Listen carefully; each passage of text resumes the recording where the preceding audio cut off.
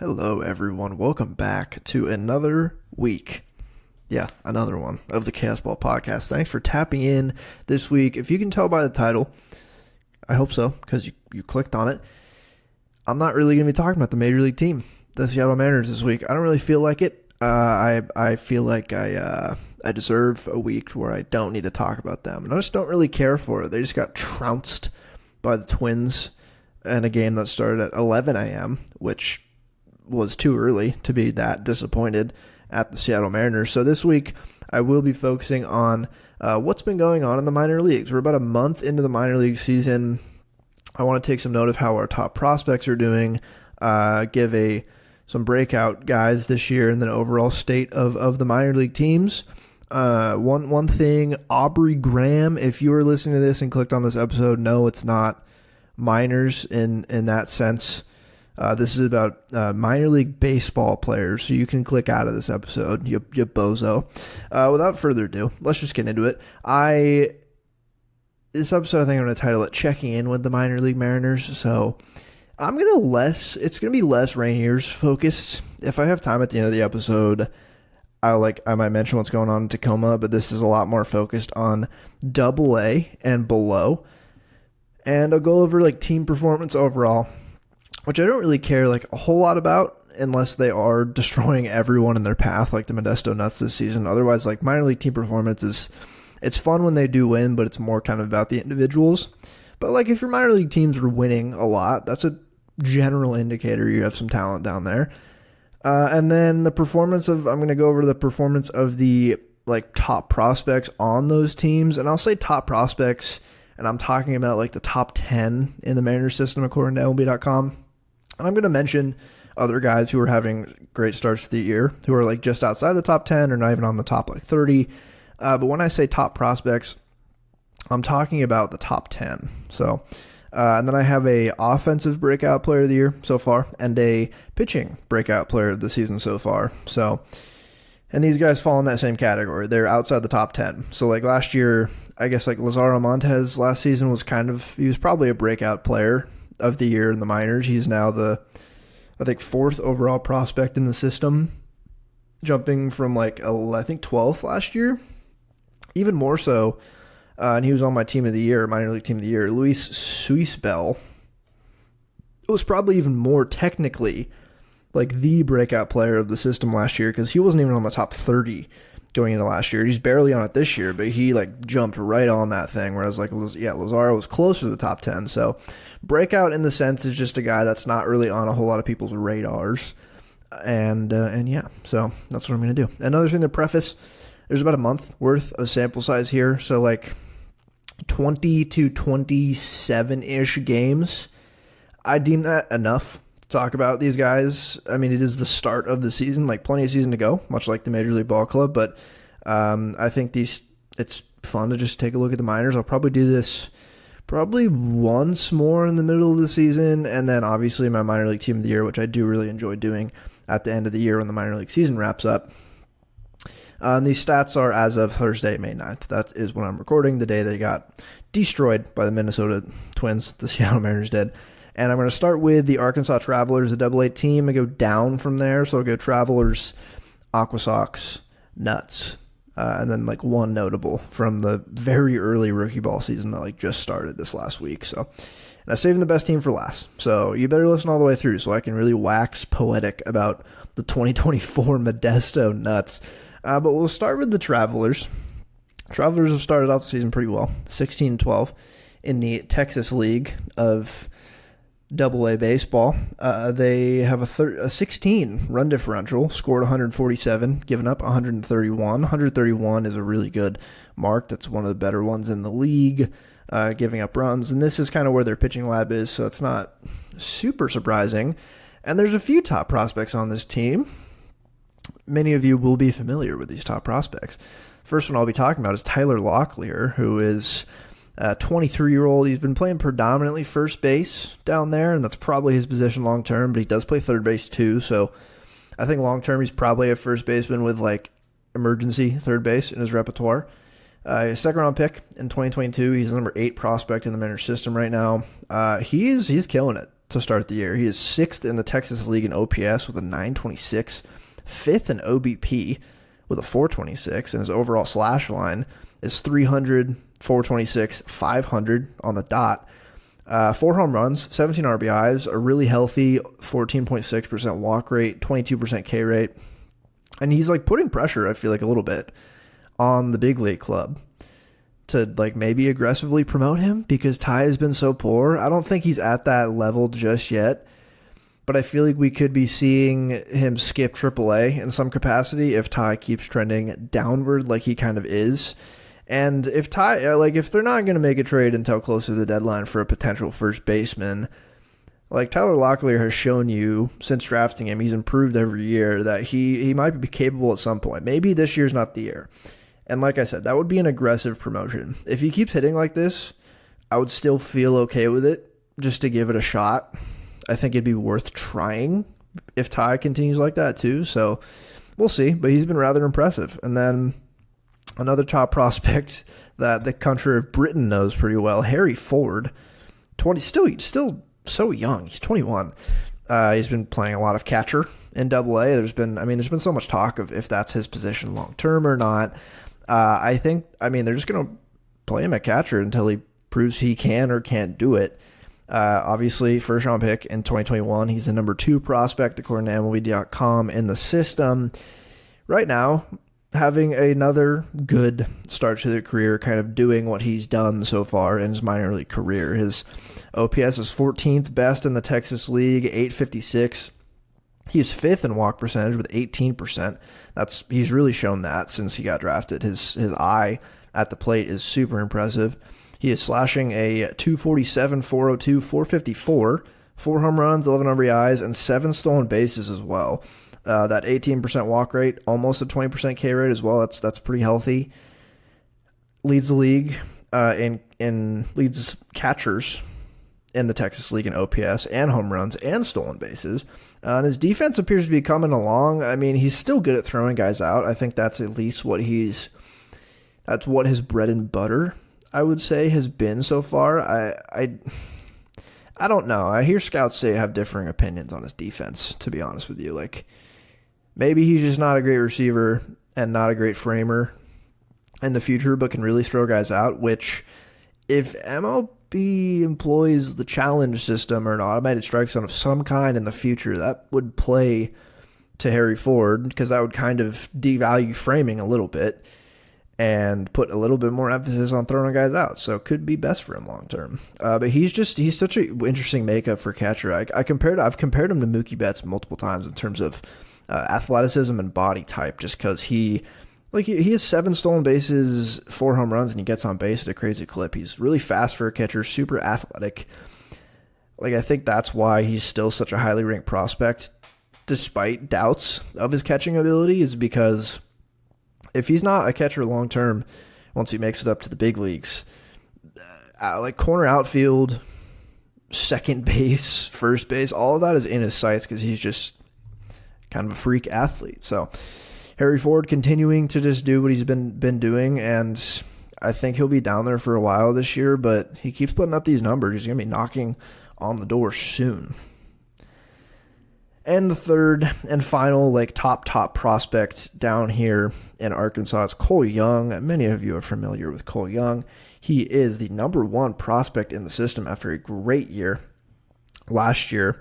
And a strong start to his pro career in 2022. He was the first round pick in the 2022 draft. He struggled so far in AA, but I think, well, I don't know what I think. It's not like I'm watching him every day, but he struggled a little bit. I think he'll probably be down here all year unless he absolutely lights the world on fire after this podcast comes out. And I mean, because the avenue could be open to making a debut this year in like September. He's still so young. Cole Young, in fact.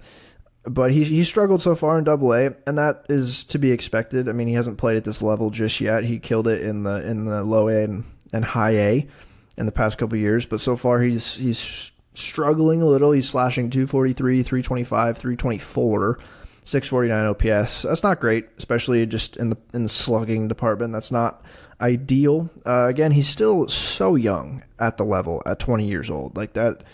at AA being 20 is very young for the level. And again, I assume he'll be down here most of the year.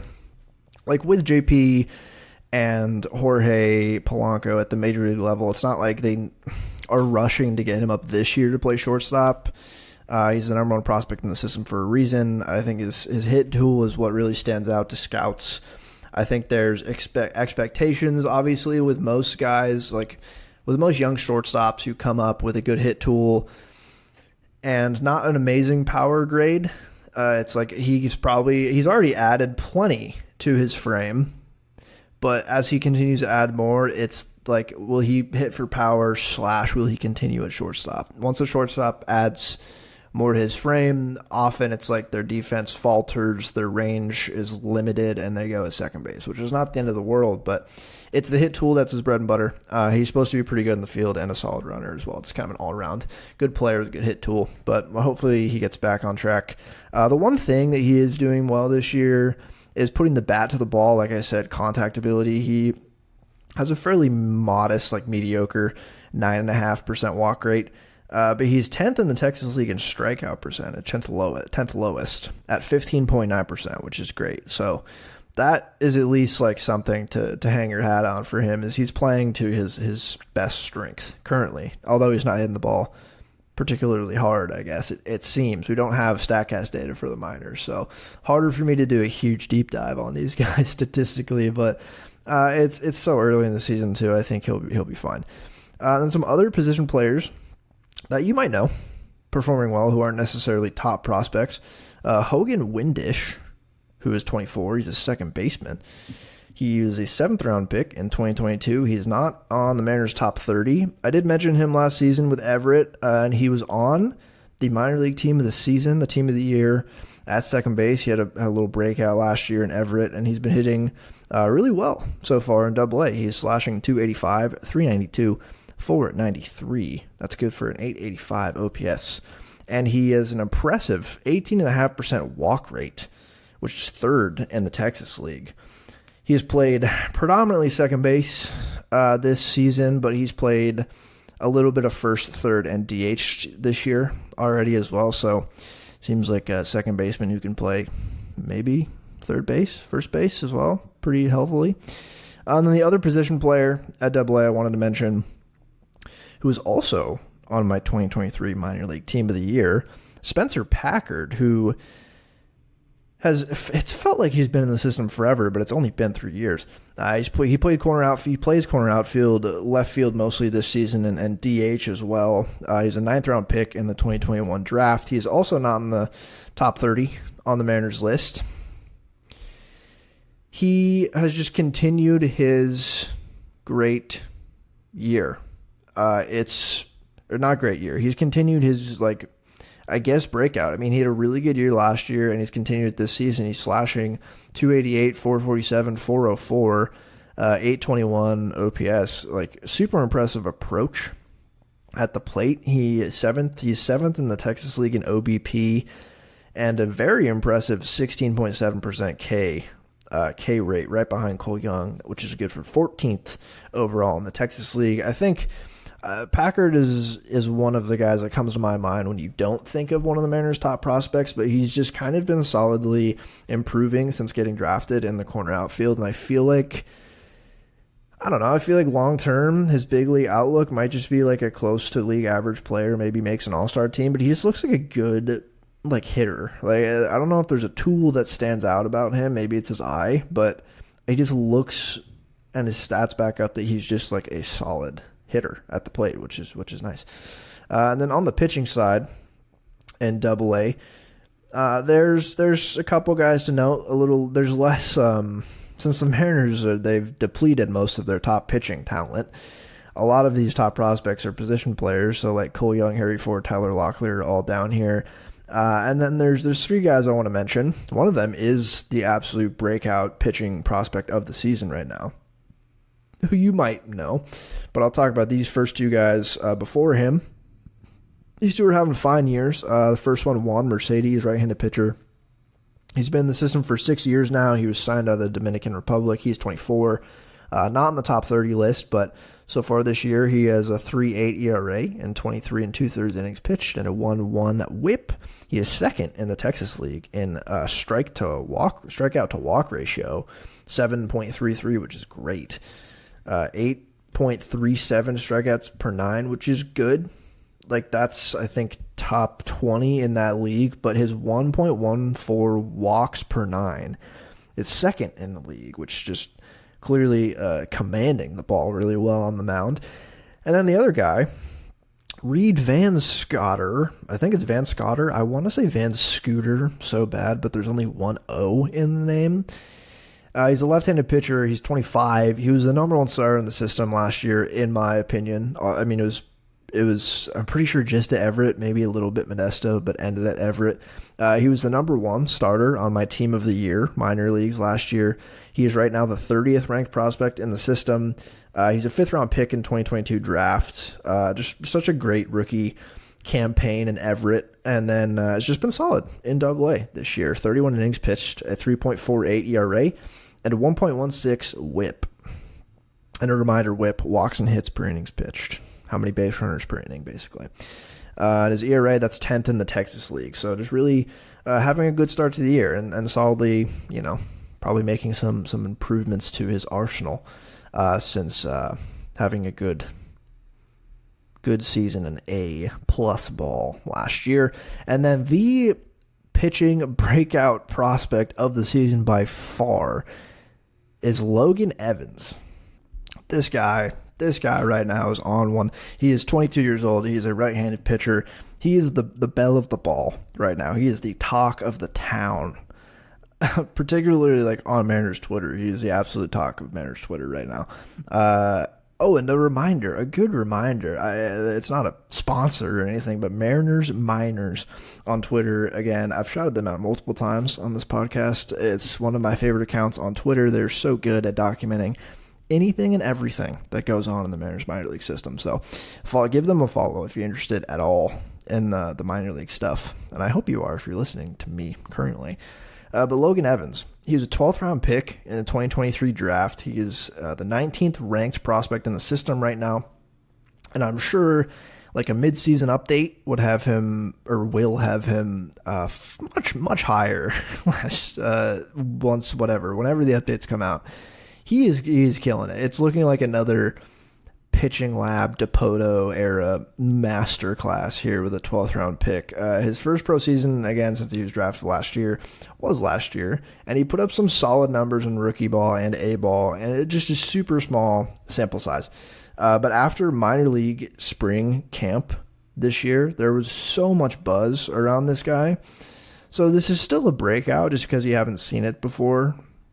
But coming out of minor league camp this spring, it was like, oh, okay, they might have another like epic success pitching lab wise with this guy. His velocity jumped, and like that was the big talk. Is like, oh, his velocity jumped. His like spin is up on all his pitches.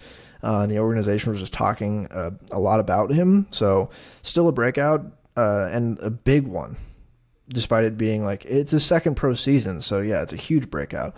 In the Texas League this year, and 28 and 2/3 innings pitched, he has a 1.57 ERA. That leads the Texas League. Go along with a 1.05 WHIP.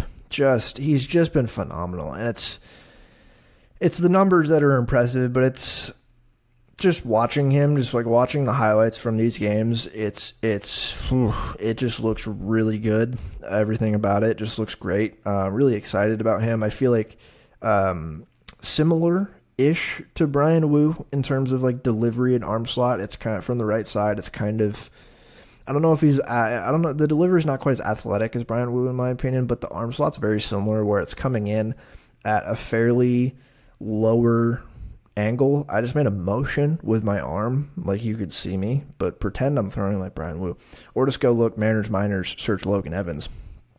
Go watch this guy. And you'll see what I'm talking about. Delivery and arm slot, just like Brian Wu-ish. And the way it comes off of his delivery, it looks like he gets good extension. It just looks kind of funky. I don't know if we'll see him this year for the Mariners. Like if there's injuries, I guess, knock on wood. Maybe we'll see him this year. I don't know. I think this is why the pitching lab is so great and why this is such a good thing to have as a strength in the system, despite the weaknesses that this organization has displayed. This big strength is huge because he could just be included in a trade this year. He could be like Levi Stout was included and Brandon Williamson was included to get Luis Castillo. Right? Am I getting that right? Or were those guys Winker and Eugenio? Either way, he might get included in a trade because he's just broken out. And like a 12th round pick breaking out like this, even if he doesn't end up ever playing with you, if you trade him for something that helps your team that year, like that's an absolute success. 12th round pick. That's crazy.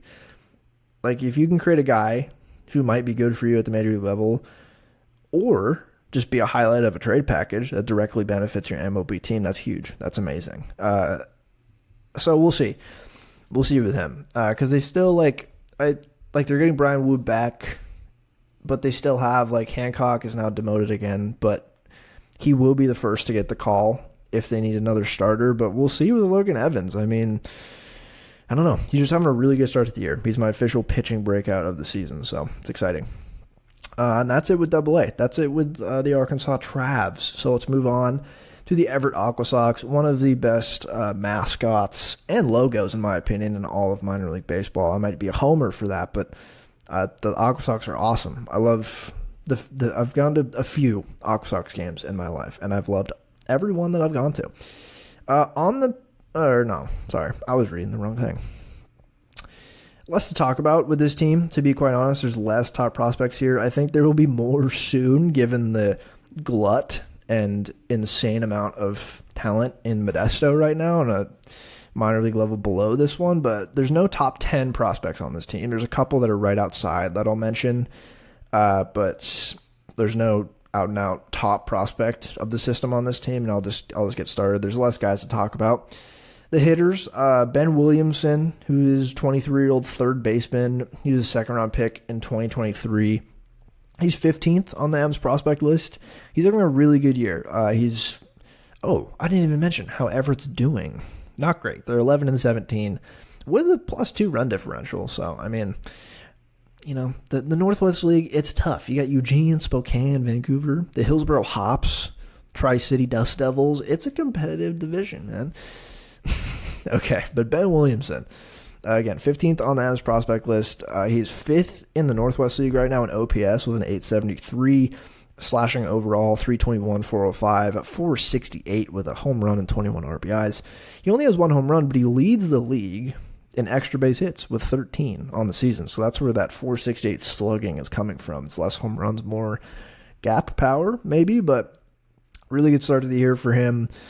Second round pick last year, so there's definitely some talent coming out of college for him, so that's intriguing moving forward. A really good start to the year for him. And then two other guys. The first one, Jared Substrom, who I'd never heard of before this year, and for decent reason. He's a corner outfielder. He was a 10th round pick in 2023, not in the top 30 of the MLB Mariners prospect list, but he's also having a great year so far. 810 OPS, that's 8th in the Northwest League, slashing 264, 393, 417, 2 home runs and 11 RBIs in the young season, so good on him. And then the last one here, who you might have heard me say before, probably last year, is Brock Rodden, 23-year-old second baseman. He's a 5th round pick in 2023. He's also not in the top 30, but I'm pretty certain I mentioned him on the show last year when I was doing my team of the year in the minors. I almost had him as a second baseman, but I don't think, if I remember correctly, he didn't play enough because he was a pick last year. So it went to Hogan Windish, who played a whole season and was great. But Brock Rodden was up there just because he was really solid in the short amount of games that he did play. And this year he's 14th in the Northwest League in OPS with a 779. That's very solid. But he's got 4 home runs on the young season, which is tied with one other guy for second in the Northwest League with a 257, 354, 425 slash line. So good start for Brock Rodden as well. And then we'll get to a couple pitchers from the Aqua Sox, and then we'll get down to A-ball, where the real magic is happening right now. All right, 3 pitchers. Real quick, I don't have a whole lot to say about them. I don't know much about them, to be quite honest with you. But the first one, Ty Cummings, 22-year-old 7th round pick in 2023. He's not in the top 30, but he started the year with a 2.63 ERA and 24 innings pitched.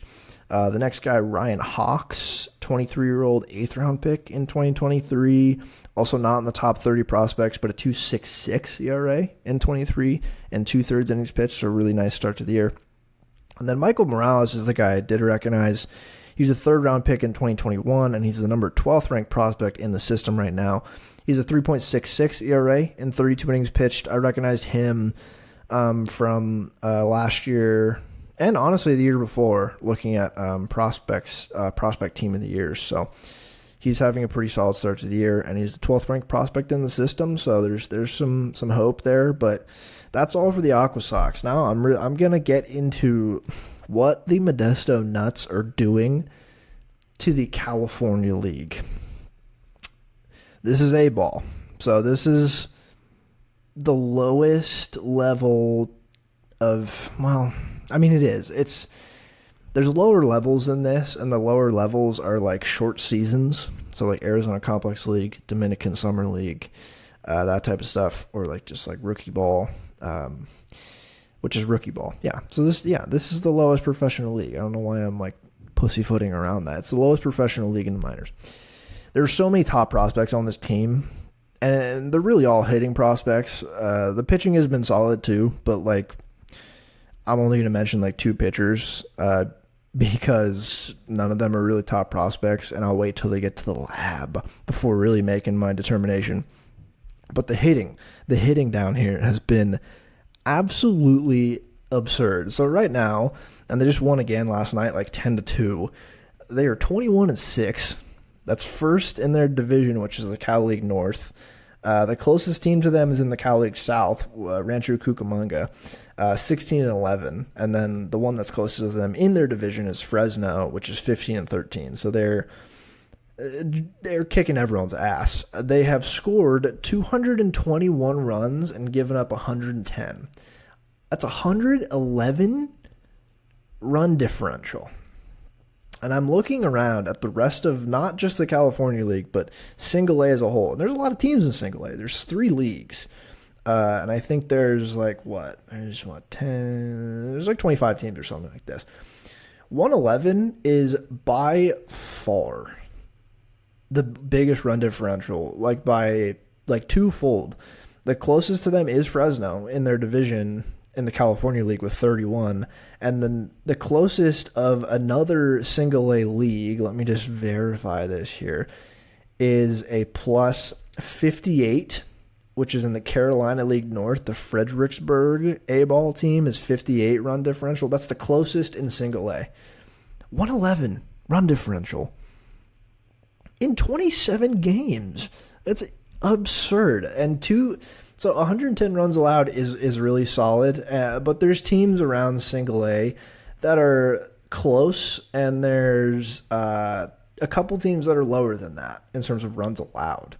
Runs scored, however, the 221 number is, again, by far the biggest in Single A. The next closest to 211, and let's see here as I scroll through the runs scored, is 179, Rancho Cucamonga.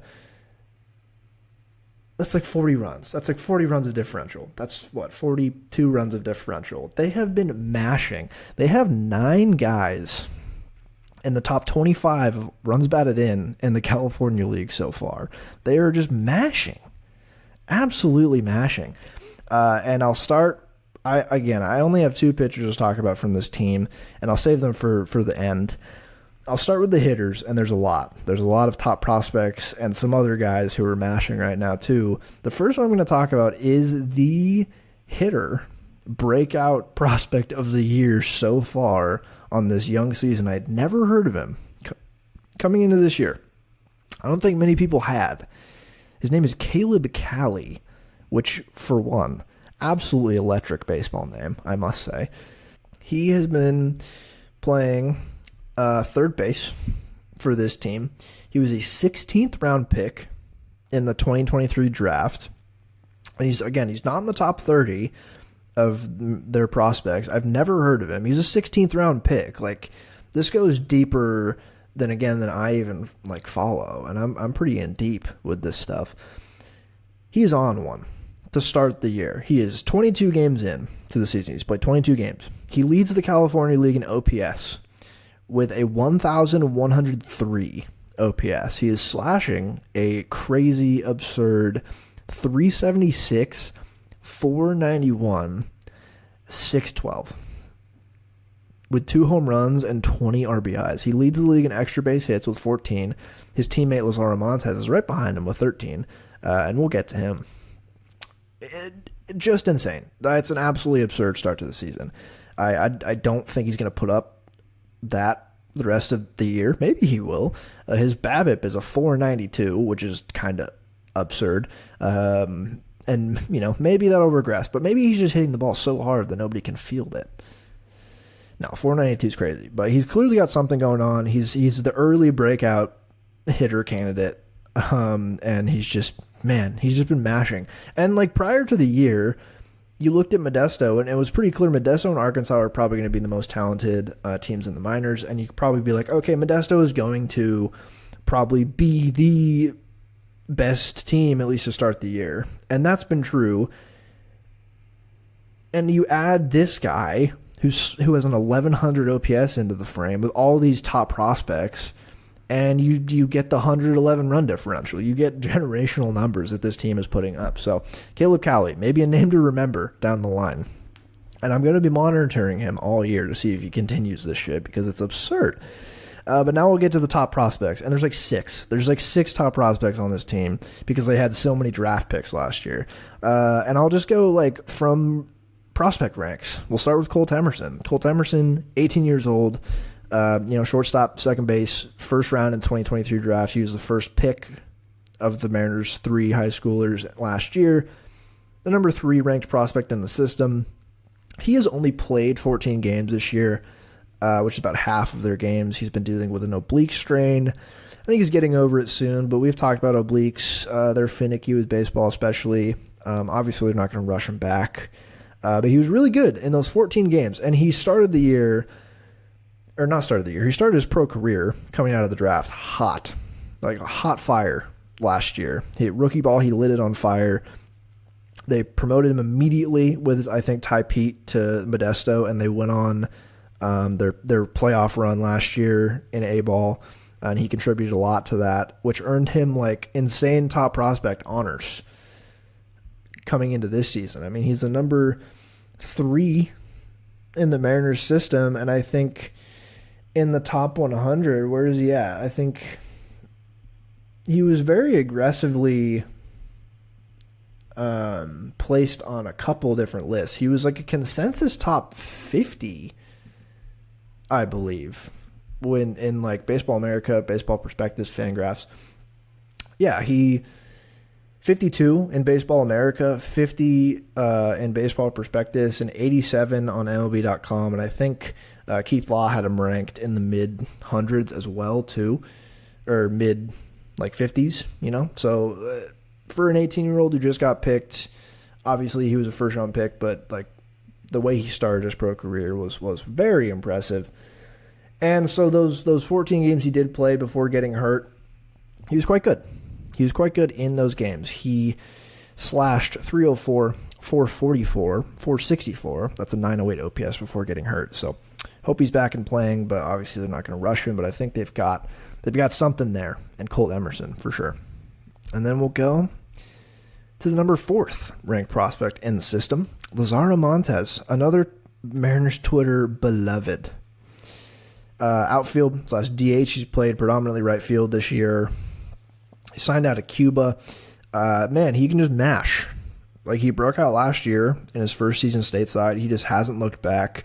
Before I get into the stats, I talked about him. He made the prospect team of the year last year. The hype is insane behind him because just the way he looks. He looks so much like Jordan. I've talked about it, and that's insane praise to put on any prospect. And Jordan was a monster in the minors, power-wise, but also like walk-wise. And so Lazaro's got a long way to go to like live up to that. But like, he just looks like him. He's a giant. He looks gigantic from the left side of the plate. And as he puts charges in the balls, he just hits the shit out of things. But he's third in the California League in OPS with a 1,000, a clean 1,000, slashing 327, 430, 570. 6 home runs so far. That leads the league. And 39 RBIs. 39 RBIs. In how many games? Why did I not write that down? I don't know. He has played 26 games. 39 RBIs. That leads the league, obviously, but it leads the league by 13.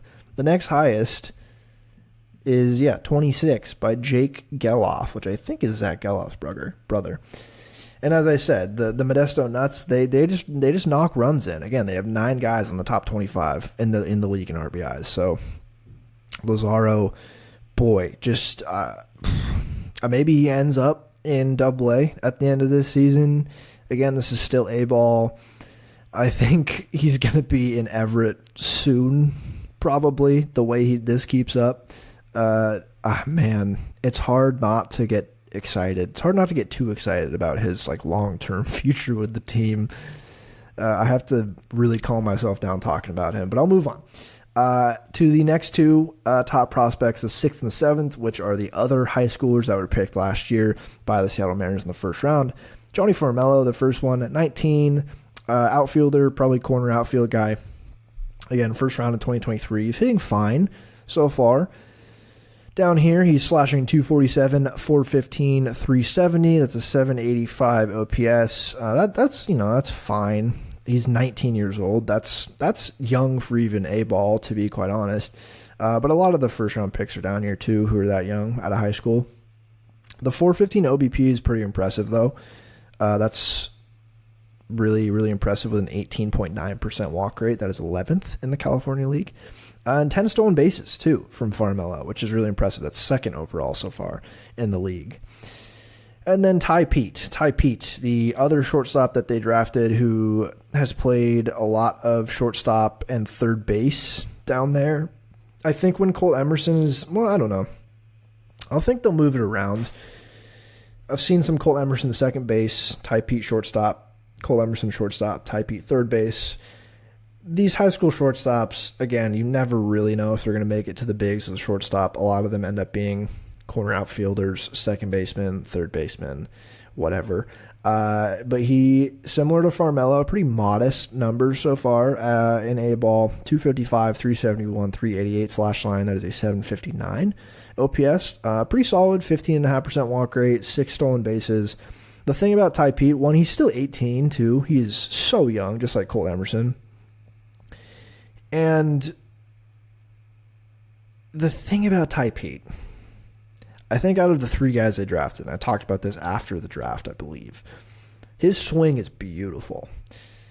I think it's the prettiest of all of the guys they've drafted recently. It is a gorgeous swing. So, like, selfishly, for my viewing pleasure, I hope he can put it together as a young kid in the minors and come up with the Seattle Mariners and mash, because his swing is gorgeous. Look up his swing if you haven't. And that is the last of the top 10. So there's 4 top 10 guys down here, the 3rd, 4th, 6th, and 7th ranked in the system, and they're 18, 19, 19, and 18 respectively. So really just a lot of good stuff going on in Modesto. And then, there's the last top 10 guy. I almost forgot. There's one more top 10 guy. My bad. He's also 19. It's Michael Arroyo, a middle infielder, signed out of Columbia a little while ago. His 2nd season this year, stateside, after playing 57 games with Modesto last year. He put up decent numbers with Modesto, but he's having a great start to the year this year, and the numbers are all up compared to last season, so clearly some improvement there, and he's slashing 273, 407, 434, 841 OPS, good for 13th in the league. That's super impressive. He was one of the youngest guys in A-ball last year when he started playing there. He's 19 now, so he was so young when he played in A-ball last year.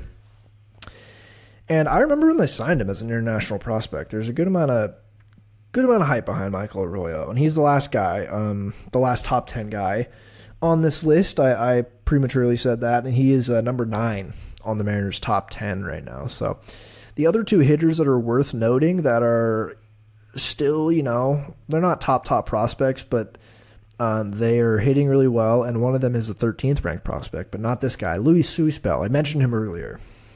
He's 20 years old. Probably, the breakout guy of last year, kind of Caleb Cali-like, where I saw his numbers and was like, who the hell is that guy? Such an impressive year in his first season stateside last year, signed out of Venezuela.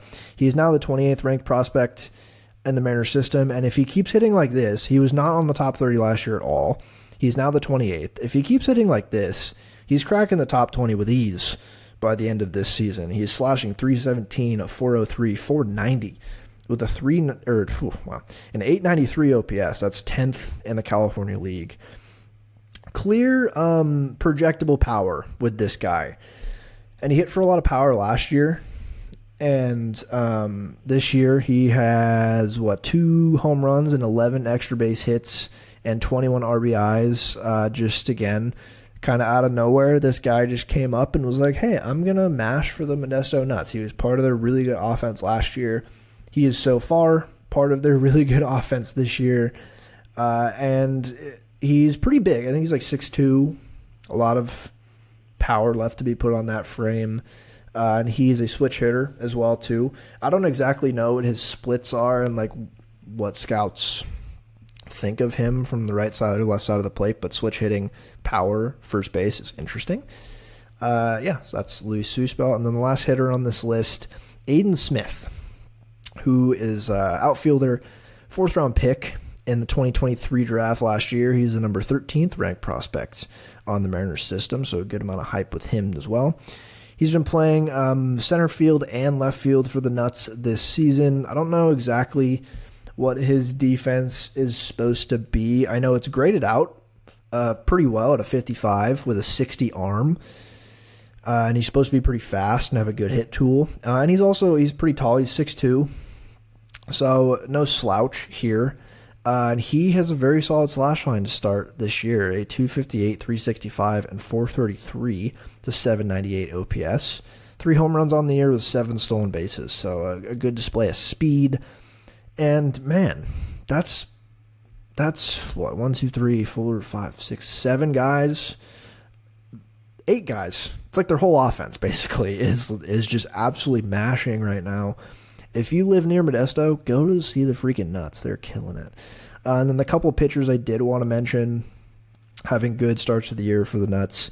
Will Schomburg, no idea who this guy was before I looked at the minors this year. Minor league free agent signing out of college last year. Not in the top 30, obviously. 2.48 ERA and 29 innings pitched this year with a 1.07 whip. That's really good. And then Elijah Dale, who I also had never heard of, 13th round pick of the 2023 draft. 2.86 ERA and 22 innings pitched this year, 1.14 whip. So both doing some work for the Modesto pitching staff. But, when you have that much run support, it's hard to not win games. And they're killing it. Tune into the Nuts if you can. And that is it for the Pro A, High A, and Double A highlight here. Something worth noting. Felnin Celestin, the Mariners' number 5 prospect, who was the big international signing last year. I think it was like $4.7 million. A lot of their international signing cap was spent on this guy. He was one of the best international prospects, and the Mariners got him. We didn't get to see him play much last year due to injury, but he's having a good start to his Arizona Complex League career in 4 games. So, it's 4 games, but he has 18 plate appearances, 429, 556, 571. That's a 1,127 OPS in 4 games so far. So obviously super far off from the big leagues, but like his ceiling just looks like infinite at this point. And he's 18, really tall, switch hitting shortstop, big frame, good instincts at short. Still a long way to go, but like sky's the limit for a guy like that. And that is now I'm officially done with the lower minors. I have a little bit of time. I'll go another couple minutes. What are the Rainiers doing? Because some of the top prospects were with the Rainiers. I mean, we saw Jonathan Clase with a major league team this year, But guys like, Ryan Bliss are down there, who's not having a great year, 754 OPS. That's not great. Not a lot of power in the Pacific Coast League where there's like 4 ballparks that are like Coors Field. The best hitter so far in terms of OPS is Michael Chavis, the Ice Horse. 941 OPS. In terms of the other guys, Leo Rivas was hitting pretty well. We saw him with the Major League team. Sam Haggerty was hitting fine. He's up with the team now. Cade Marlowe's been 768 OPS. Like that, that's okay. A lot of strikeouts with him, unfortunately. Smod Taylor has not been very good down there. And then Blake Hunt. Catcher, who I think we got from the Rays. He's on the top 30 somewhere. I think he's 23rd in the top 30 Mariners prospects. He's hitting really well down there. 920 OPS right now. I don't exactly know what his defense is supposed to look like behind the plate. The scout grade defense is 60, which is really good. But there's one thing is scout grades, one thing is watching the guy. If Sebi Savala continues to not do anything, like Blake Hunt looks like, he's at least mashing in AAA. Like that's exactly what you want a guy in the Pacific Coast League to do, is put up a 307, 371, 548 slash line from the catching position. So again, if Sebi just keeps doing awful at the major league level, it's definitely worth giving this guy Blake Hunt a shot here. He's really big too, 6'4", 215. So he's on the 40-man as well. So I think we'll likely see him at some point this year. I don't know how soon. I don't know how much longer of a leash they're going to give Sebi, but he's just been so bad. Just so bad. And then all the pitching down here has honestly, we've seen most of these guys. The guys we haven't seen who are interesting, Carlos Vargas, who we got back in that with Sebi Savala from the D-backs. He is a 1.64 ERA and 11 innings pitched, 7 strikeouts. He's definitely someone we could see this year. Brian Wu's numbers are great, but we're going to see him. He gave up no runs in 11 and a third innings, 17 strikeouts. He looked boring. He looked bored, I should say, pitching down there. He's ready to be back, and he will be. Another guy, I guess the only other guy we haven't seen, like Mauricio Llovera, 3.86 ERA and 9 and a third. Dallas Keuchel's down there doing stuff. Levi Stout has not looked great. 31 and a third innings pitched, 5.46 ERA. I wish there was like minor league FIP that I could see, and maybe I'm just looking in the wrong place because I don't know how much of that is the PCL and also automated ball strikes. I don't know. I take pitching with a grain of salt down in AAA. It's a tough league to pitch in, but I think like of the guys we might see in the bullpen, like Llovera and Vargas, and then Bizardo just got called up again. And that's probably about it. We've seen a lot of the other guys. Like we know who Ty Adcock is. We've seen Brett DeGua. DeGua, is that how you say it? Man, I don't know. Who else have we seen? Kirby Snead is up. Tyson Miller we've seen. Colin Schneider we've seen. Cody Bolton we've seen. So, yeah, mainly like Michael Chavis, Blake Hunt have been killing it. Unfortunately, Ryan Bliss hasn't looked amazing. Hopefully he can pick it up. And Cade Marlowe too. And Jonathan Clase down there has just been more or less doing what he's done in the minors. He hitting for some power, stealing a decent amount of bags, but still striking out a good amount. But I'm sure we'll see him back with the Major League team at some point this year. I'm sure injuries will necessitate that. But that's the current state of the Mariners minor league system. I appreciate you listening. It was nice to just not talk about the Major League team for a week, but I will probably be back next week to talk about what the Major League Seattle Mariners have been doing, good or bad. I will be back to talk about them. But in the meantime, I appreciate you listening this far. If you've made it this far, have a good rest of your week. And of course, until next time, go Mariners. And go Modesto Nuts, for that matter.